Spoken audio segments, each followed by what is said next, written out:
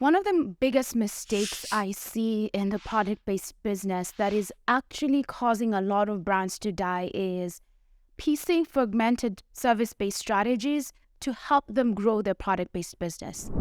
Well, in today's video, I'm literally talking about the different growth strategies between a service-based business and a product-based business. Well, before we get into the training, I'm going to do a quick introduction of who I am and what I do. So my name is Maureen.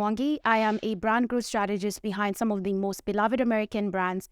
And right now, I teach product-based entrepreneurs the sales and marketing strategies they need to scale their beloved product brands with scientific precision and become a household name. When it comes to growing your product-based business, there's certain strategies that you have to leverage. And these strategies are very different when you're looking at service-based businesses. And within my ecosystem, I have developed what I call the brand growth formula or the brand growth framework that literally encompasses 4 different steps depending on what stage of business you are in. And so today I'm going to talk about the difference between a service-based business and a product-based business when it comes to developing your brand secret sauce, building brand obsession, and maximizing sales. So let's jump right into it. The first thing every business has to go through is defining the brand secret sauce. This is pretty much what gives you a competitive advantage. In the product space, when it comes to defining your brand secret sauce, you're always going to be focusing around your product's key message, or what I usually call your brand's key message. Your brand's key message is that emotion or emotive that you're trying to make sure your audience understands and resonates with. That is the singular message that has to be weaved into your entire marketing strategy, your entire brand strategy, so that it can build that connection with your audience. While on the flip side, in the service-based industry, when it comes to defining your brand secret sauce, your brand secret sauce is the person who's delivering the promise. For example, in my case, the brand secret sauce would be me, the creator, the service deliverer. And there's something that is very unique with the service-based industry is that the creator is the person that builds that connection with the audience. While in the product-based business, it's all about the product. Like the product is the vehicle of transformation. While in the service-based industry, it's either the IP the person is selling, it's probably who the person is. So you can already see that these 2 strategies when it comes to defining your competitive advantage for both businesses are completely different.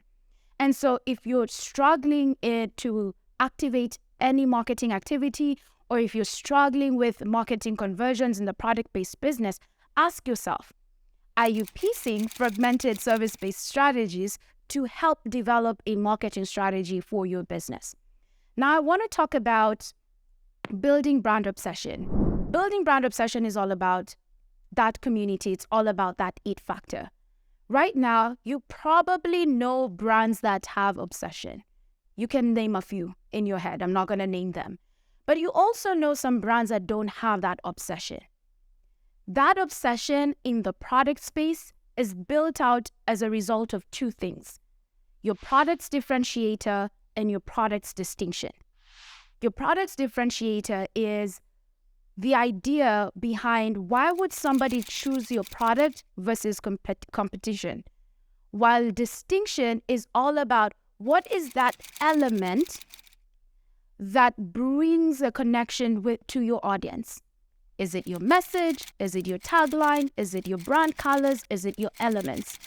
Just literally take a pause right now and think about what is that distinctive element in your brand that brings that connection, but also think about what is that thing that makes you so unique versus your competition. And also, let me know down in the comment below. I literally want to engage with you and see what you're thinking about when it comes to differentiation as well as distinction. While on the flip side, in the service-based industry, this is where it gets a little bit tricky. In the service-based industry, it's all about the messaging, right? What is that person saying? How are you connecting with them? And a lot of times it starts with vulnerability and then credibility, right? Because many people want to feel like that person understands them, that person resonates with them, and that person actually gets them. Once you have that, you've crossed or checked the credibility bucket. Sorry, you've checked the vulnerability bucket. And then the next thing somebody will think about is the credibility, like what makes them the right person to deliver this service or to actually be the person helping me accomplish what I'm looking for. So in the service-based industry, a lot of times it's the messaging that people latch onto initially. And then the messaging within that, it's all about vulnerability. Do you get me? And then lastly, it's credibility. What makes you credible? Within that bucket of building brand obsession in the service space, there's also the results. Like, what have you delivered? Like, what are some of the things that people are saying about you? People really want to see if you can actually help them. Reviews matter both in the product space and the service-based industry, but a lot of times in the service-based industry, people trust them so much, right? In the product space, people trust them, but there's also some willingness to try and see if it works for them.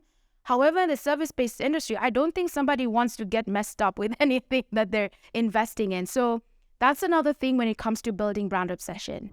And then lastly, it's endorsements. Sometimes you have to be in the right room. You have to pay to play. And that is something you have to think about, right? If you're struggling to grow your community, ask yourself, am I just looking at somebody who seems like they've done it and then I'm trying to copy and paste on my product-based business? If you are, you're probably just spinning your head and you're not doing what you need to be doing. And when it comes to obsession, like I said, in the product-based industry, I want you to focus on your differentiating factor. So why would somebody choose you over your competitors? And making sure you're telling your audience this over and over again, but also your distinction. You're repeating those things, you're communicating the elements, you're showing them over and over again, and you're just being consistent with that. Lastly, when it comes to maximizing sales, of course, everybody wants to make the money. Everybody wants the dollars. So what are the different ways when it comes to maximizing sales for a service-based industry? So service-based industry, it's a little bit nuanced, and you will notice it's all about personalization, right? People want a lot of customization. People want to make sure that their service can be delivered according to their own needs. So it's a relationship personalization strategy. However, in the product-based industry, my friend, it's just three things. Are you where your audience is shopping? Are you easy to buy? And are you relatable? That's it. Meaning, when you're thinking about your growth strategy, are you showing up in the places that matter to your audience? Do you have the right wholesale distribution? Are you online if your audience is purchasing online direct through your website? Are you on Amazon? Are you in home channels locally? Or are you in retail? Are you in places where they make this purchasing decision? And then think about, are you buyable? Are you easy to buy? Do you have the right pricing strategy? Do you have the right price pack architecture? Are you selling them in the way they buy? Do you have bundles? Do you have single product based on what resonates with your audience? And then lastly, are you easy to find? Meaning, if I come to your website, can I find the product that I'm looking for? If I come to your website, can I be able to read the labels and understand exactly what you're selling? If I come to your social media pages, is your photography telling me or conveying the aspect that I'm looking for when I'm making a purchasing decision? Those are the things you need to focus on when you are building a product-based business. I don't want you to customize and do a lot of personalization. That's not your job. That's for a service-based business. And that is why I want you, right after this video, to watch this video here, where I'm literally talking about what makes a successful product-based business, because you, my friend, deserve a successful product-based business. And if other brands have done it, if the big brands have done it, you can do it as well. Until next time, see you then.